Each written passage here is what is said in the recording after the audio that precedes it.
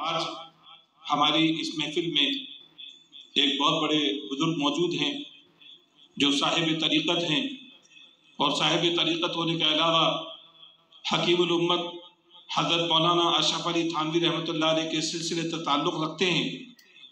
حضرت مولانا ڈاکٹر غلام محمد صاحب رحمۃ اللہ علیہ جہاں تشریف لا چکے ہیں، ان کے اجل خلفاء میں سے ہیں پروفیسر ڈاکٹر عبدالقیوم صبا صاحب، محترم مکرم، ان کو میں گزارش کروں گا وہ تشریف لائیں اور اپنے الفاظ سے اور ملفوظات سے اس ہماری محفل حسن قرات کا آغاز فرمائیں۔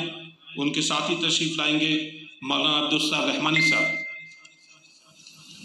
مولانا پروفیسر عبدالقیوم صبا صاحب، سجادہ حضرت ڈاکٹر غلام محمد صاحب پیر طریقت۔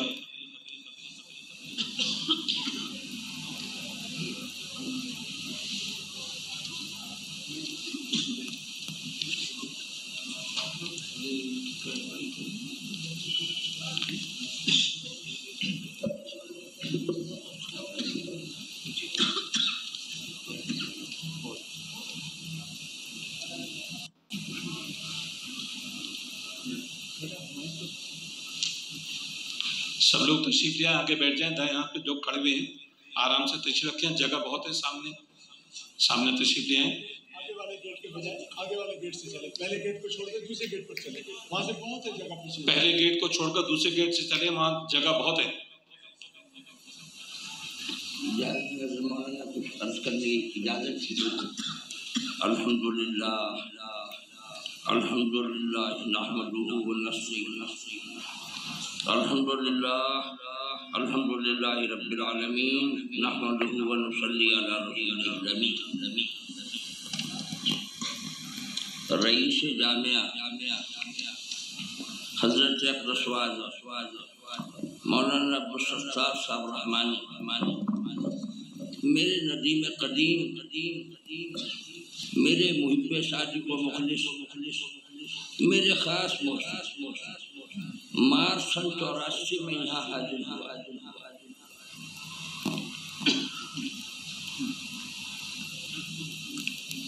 اور ان کے رجسٹر میں اپنے تاثرات اور کیفیات میں نے لکھی، اور تو جو باتیں بھی لکھی تھی، یہ آج محفل عظمت قرآن ہے۔ میں نے علامہ اقبال کا ایک فارسی شعر لکھا تھا،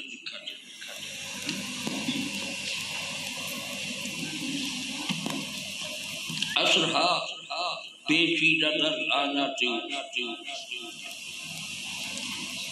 کہ اس کی گھڑیوں میں زمانے اور صدیاں رچی ہوئی ہیں۔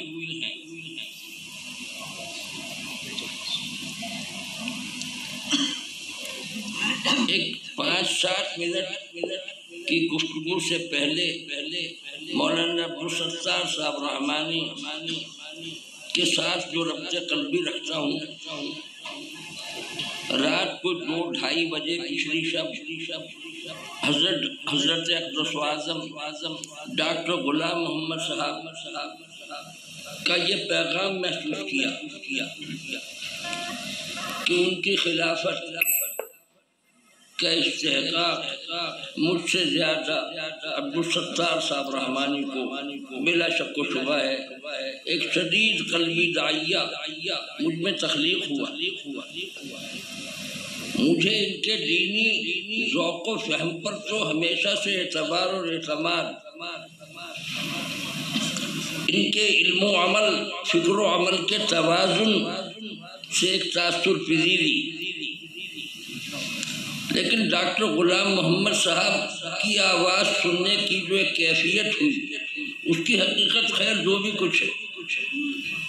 گفتگو سے پہلے میں ستار رحمانی صاحب کو ان کی خلافت پہنچائے جانے کو حکم کی تعمیل کر رہا ہوں۔ یہ ایک پیام میں نے پہنچانا تھا۔ اب یہ جو قرآن شریف پڑھے جانے اور سنے جانے کی وہ مجلس ہے کہ اس سے عظیم مجلس حقیقت اور واقعہ میں تو دنیا کی تاریخ جدید و قدیم میں کہاں ممکن، اس کا تصور بھی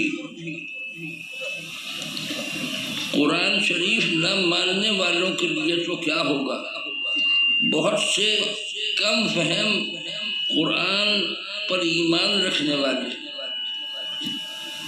قرآن آشنا لوگ، تعلق مال قرآن کے لوگ، وہ بھی اس کی عظمت و حقیقت کو کیا سمجھیں گے؟ بس 3 4 5 منٹ کچھ گفتگو۔ فاعوذ باللہ من الشیطان الرجیم، بسم اللہ الرحمن الرحیم۔ قال اللہ تعالی فی القرآن العظیم علم الانسان ما لم يعلم، وقال اللہ تعالی فی القرآن العظیم علمک ما لم تکن تعلم، وقال اللہ تعالی یعلمکم ما لم تکونوا تعلمون۔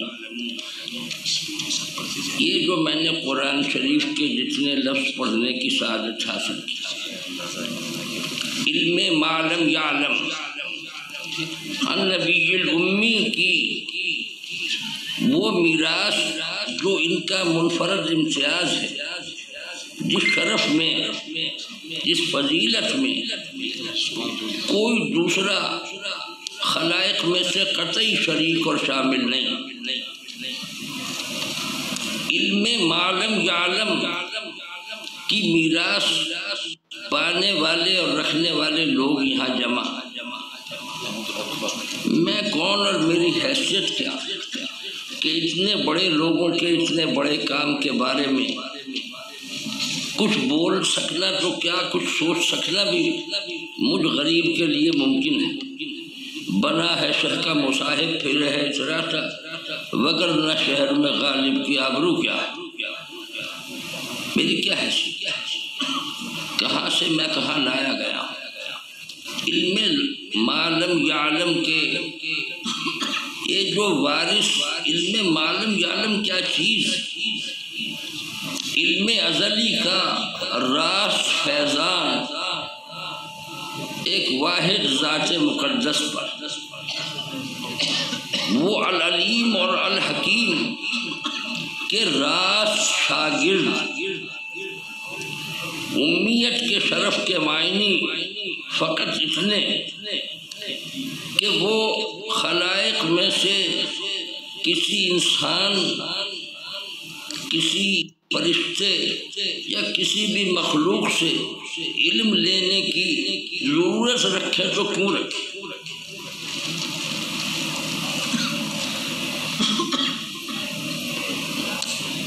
العلیم اور الخبیر، جناب العلیم جناب الخبیر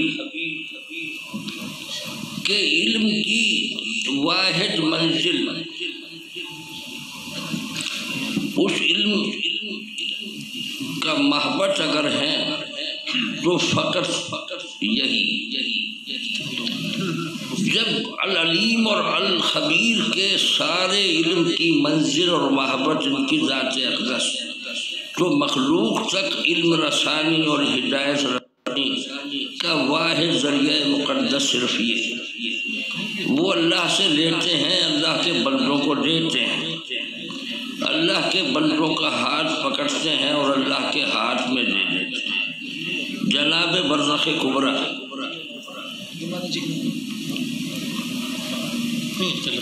اللہ سے جو کچھ آئے گا، مادی آئے، روحانی آئے، ظاہری آئے، باطنی آئے، یہ برزخ ہیں جن کے وسیلے وہاں سے گزر جائے گا۔ خلق کا جو کچھ حق تک جائے گا اس برزخ کبریٰ سے جائے تو جائے، ورنہ جانے کی کوئی صورت ہی نہیں۔ ادھر اللہ سے واصل، ادھر مخلوق میں شامل، خواص اس برزخ کبریٰ میں ہے حرف مشدد کا۔